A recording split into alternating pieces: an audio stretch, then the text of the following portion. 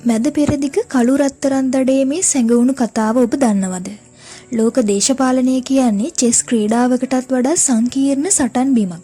මේ සටන් බිමේ වැඩිපුරම ලේ හැලෙන්නේ, රටවල් පෙරලෙන්නේ සහ යුද්ධය ඇති වෙන්නේ එකම එක දෙයක් නිසා කිව්වොත් ඔබ පුදුම වෙනවද? ඒ තමයි තෙල්. නැත්නම් ලෝකයේ හඳුන්වන පරිදි කළු රත්තරන්. මැද පෙරදිග කලාපය කියන්නේ ලෝකයේ තෙල් සම්පතෙන් සිංහ පාර්ශවයක් හිමි ප්‍රදේශයක්. මේ සම්පත පාලනය කිරීම පිටුපස ඇමරිකා එක්සත් ජනපදයේ දශක ගණනාවක් තිස්සේ ගෙන ගිය සැඟවුණු න්‍යාය පත්‍රය ගැන අද අපි කතා කරමු.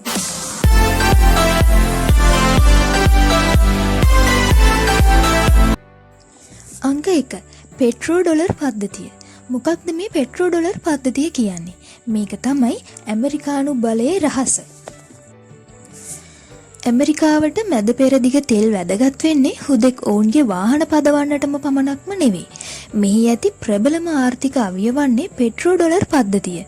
1974 දී ඇමරිකාව සෞදි අරාබිය සමග විශේෂ ගිවිසුමකට එළඹුණා. ඒ අනුව සෞදිය සිය තෙල් අලෙවි කළ යුත්තේ ඇමරිකානු ඩොලර් වලින් පමණයි. ලෝකයේ ඕනෑම රටකට තෙල් මිලදී ගැනීමට නම් ඩොලර් තිබිය යුතුමයි. මේ නිසා ලෝකයේ සංචිත මුදල ලෙස ඩොලරයට නොසැලෙන බලයක් ලැබුණා. යම් රටක් තෙල් වෙළඳාම සඳහා ඩොලරය වෙනුවට වෙනත් මුදල් ඒකකයක් භාවිතා කිරීමට උත්සාහ කළොත් ඒ ඇමරිකානු ආර්ථිකයේ මරණ වරෙන්තුව හා සමානයි. අංක 2.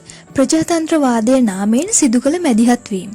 බොහෝ වෙලාවට ඇමරිකාව මැද පෙරදිග රටවලට ඇතුළු වන්නේ ප්‍රජාතන්ත්‍රවාදය ස්ථාපිත කිරීම හෝ මානව හිමිකම් සුරකීම වැනි ලස්සන ලේබල් අලවගෙන.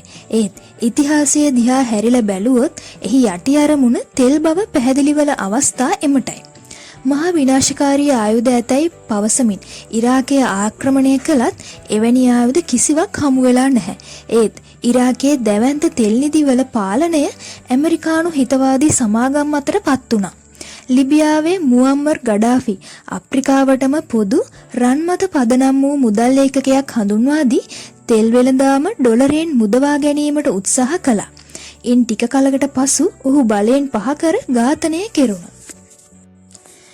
අංක 3. සැඟවුණු න්‍යාය පත්‍රයේ ප්‍රධාන අරමුණු.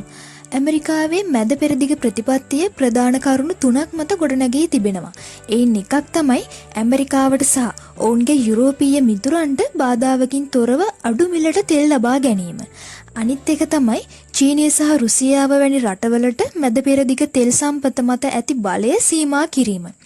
අවසානික තමයි කලාපය තුල තමන්ගේ සමීපතම මිතුරා වන ඊශ්‍රායලයට එරෙහිවිය හැකි තෙල් වලින් පොහොසත් අරාබි රටවල් අස්ථාවර කිරීම.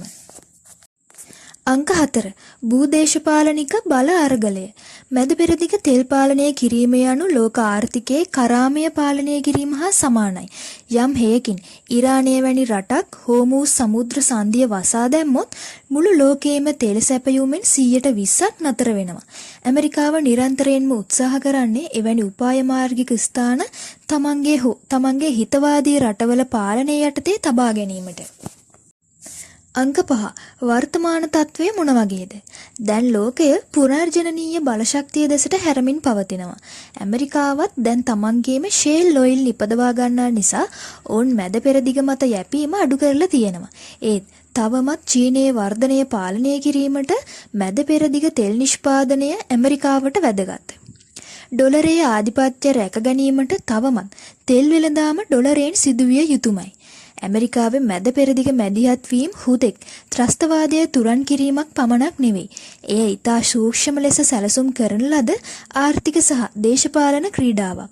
ලෝක බලවතා ලෙස වැජඹීමට නම් ලෝකයේ දුවන ඉන්ධනවල පාලනය Taman සතුව තිබිය යුතු බව ඔවුන් හොඳින්ම දන්නවා. ඉතින් ඔයාලගේ අදහස මොකක්ද? ඇමරිකාව කරන්නේ සාධාරණ මැදිහත් වීමක්ද නැත්නම් සම්පත් කොල්ලයක්ද? ඒ ගැන පහලින් කමෙන්ට් එකක් දාන්න. ඉතින් මේ වගේ තවත් අලුත් වීඩියෝ නැරඹීම සඳහා නිෂුවෙස්සෙල් YouTube channel එක දැම්ම subscribe කරන්න. තවත් අලුත් වීඩියෝ එකකින් හමු වෙමු.